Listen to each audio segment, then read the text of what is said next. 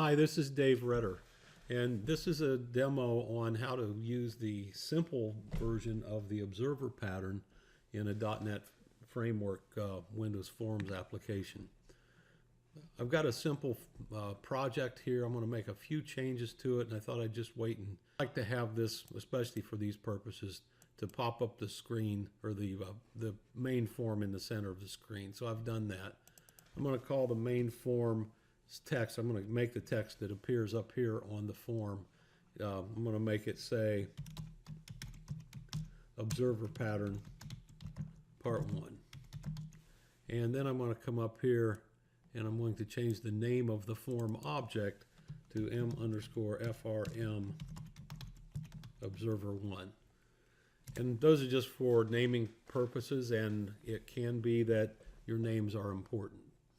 So the next thing I'm going to do, though, is I'm going to come over here under the All Windows Forms Controls, and I'm going to grab a control down here, and it's called the Status Strip. I'm going to drop it right there. Notice I get this little thing down here, and this is going to be the status strip, much like this guy down here at the bottom for this application. And there's a little drop-down box here, and what I'm going to do is just put a label on that.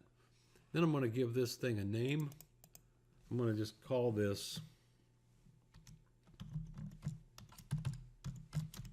is the text within there, tool strip, because I'm going to change that almost immediately. And then I'm going to change this to m_status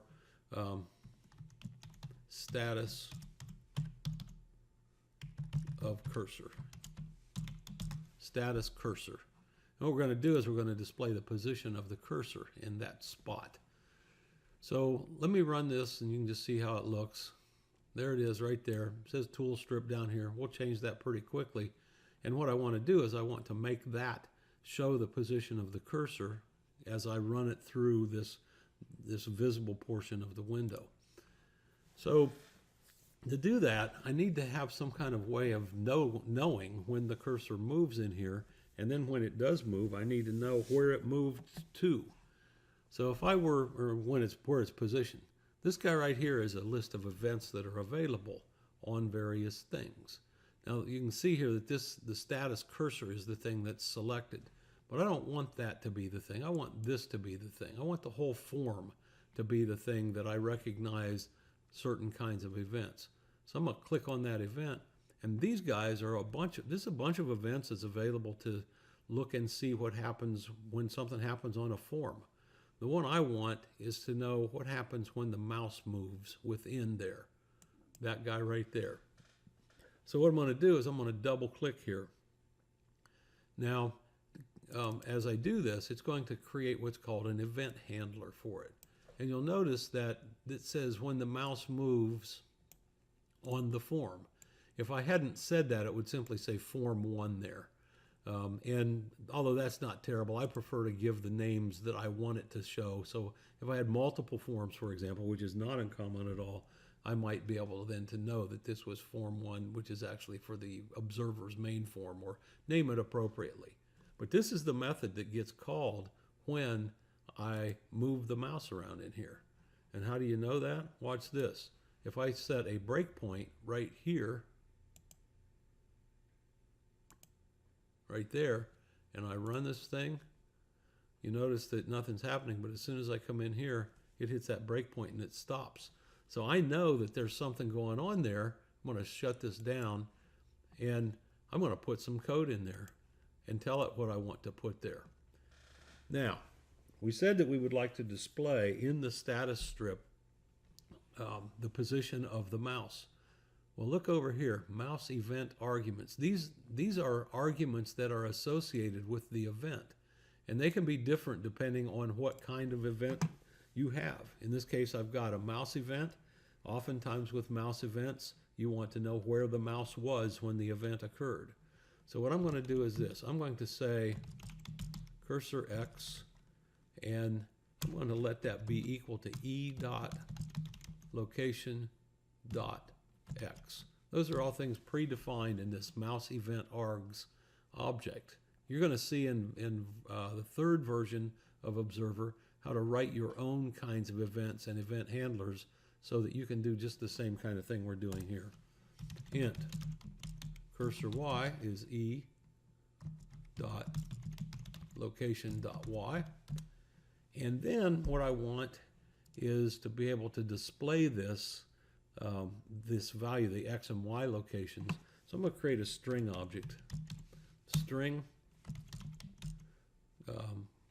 cursor, and I'm going to let that be equal to cursor is at, and then I want to say plus cursor x dot toString plus, I'm going to put a colon in there, plus, I'm just building up a string. You could actually use a string builder here if you wanted to. And I forgot to put those parens over here. I can go over here and do that right now. And I've created a string. I need a plus sign in there too. So I'm getting this string. And what I want to do is I want to put it in this guy right here. But here's why I name my variables like I do, especially within the UI, but other ways as well. I don't remember what I called that, but I do know I called it m underscore something, and that's not it, and that's not it. But by golly, that's it right there, status cursor. And I'm going to say dot text equals cursor string, all right? And I might even want to say something like this, string cursor, just so I'll know that what that is, that it's a string. So I think I'm done. And if I were to take this thing and run it, get my mouse out of the way, notice that when I move into this box, now I've got the cursor position specified. But when I come out of it here, I come out here and I come in up here, it changes pretty quickly. I mean, it changes a lot. And maybe I would rather know when I'm out there. So another thing I could do on this designer is to say, when the mouse leaves the form, there actually turns out to be a mouse leave event handler. When the mouse leaves the form, I'm going to say this, m underscore status cursor dot text is equal to cursor has left the form. Notice there, now it says cursor has left the form. So those are just two very standard kinds of event handlers. You'll notice that the one up here, mouse move, has a mouse event arguments kind of args. This one just has event args. And there's really not much to say about that. In fact, if I come in here and just use the IntelliSense e dot, I only have 4 methods here that I can use, equals get hashcode, get type, and toString. And there's really not much value in those in here. But sometimes an event handler will have not much information, clear down to no information, or it might have a load of information. We can look at this now and see how this actually worked. How did the code know to associate that event that the mouse was clicked with this mouse move? Well, you can say, well, you just told it. I mean, look at this. I mean, come over here to the designer, and we clicked on this thing right down here. But this information has to be stored somewhere, that the mouse move calls this method and that the mouse leave calls this method. And I want to show you where it's called. I don't want you to go modify this code anywhere, because you get what you deserve if you go in there and mess around with this code. In the formdesigner.cs file, this is called form1.designer.cs because I left the file name form1. You'll see this line of code.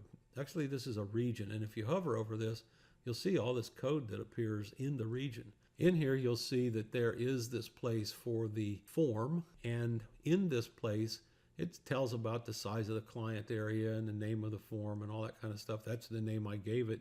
But it also tells this, and this is where it says, I want this event, when the mouse leave event is invoked, I want you to call this method. When the mouse move event is invoked on the form, then I want you to call this method. This is called an attach. It's very much like in concept, like int variable 1 plus equals 1, as you've probably used, which says add 1 to the value of the thing on the left. Well, this kind of adds one, but what this does is it adds one method to the event on the left. So when the mouse leave event is called or raised, it's supposed to call this method. We could call multiple methods here. You shouldn't ever change this code right here, but you can in fact do this elsewhere.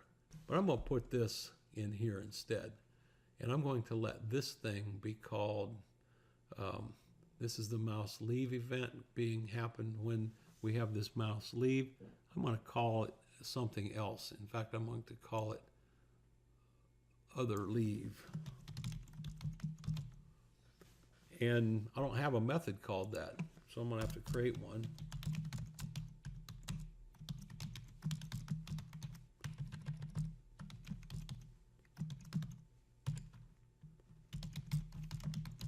It expects it to have this signature. And it expects something to happen here. What I'm going to do is say message box dot show.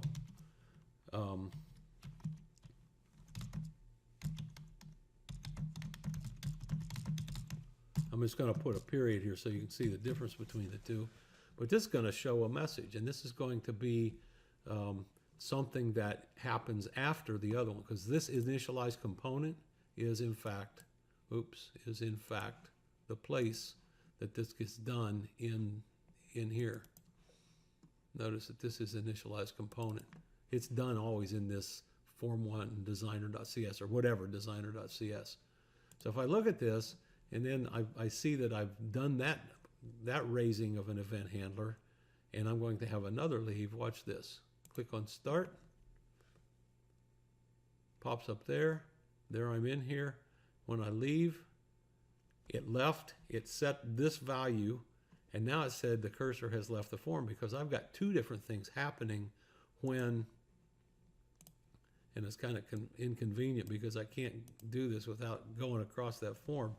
But I got two different things happening, and both of those event handlers are called as a result.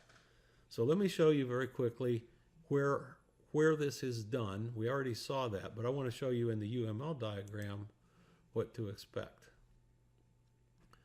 These are the gang of four versions of what happens. We have a subject, which in this case is our form, and we're using a couple of different events. So this is happening for each event.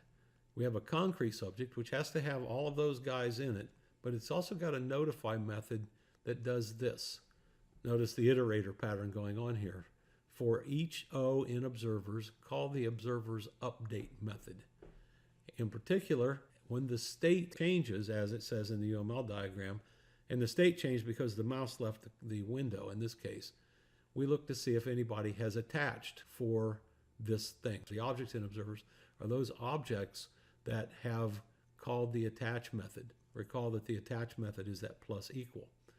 And notify, it is saying notify all of our observers, and that causes each observer's update method to be called. So that's really all that's going on. These are the abstract classes. These are the concrete classes. All we're doing is just saying, okay, tell everybody that wants to know that this event occurred, and it calls all our update methods. And if they don't want to be involved anymore in that, they can call a detach. In the .NET framework, the detach operator is minus equal. And as a result, you can use plus equal, minus equal, very much like we use the plus equal and minus equal with numeric values. So as you can see, we end up with this kind of an environment. As you can see, we end up with the ability to have multiple event handlers called each time a given event is raised. All right, so that's part one. In parts 2 and 3, we're going to talk about event args and how we can create our own event objects in the .NET framework. Thanks for listening. Bye.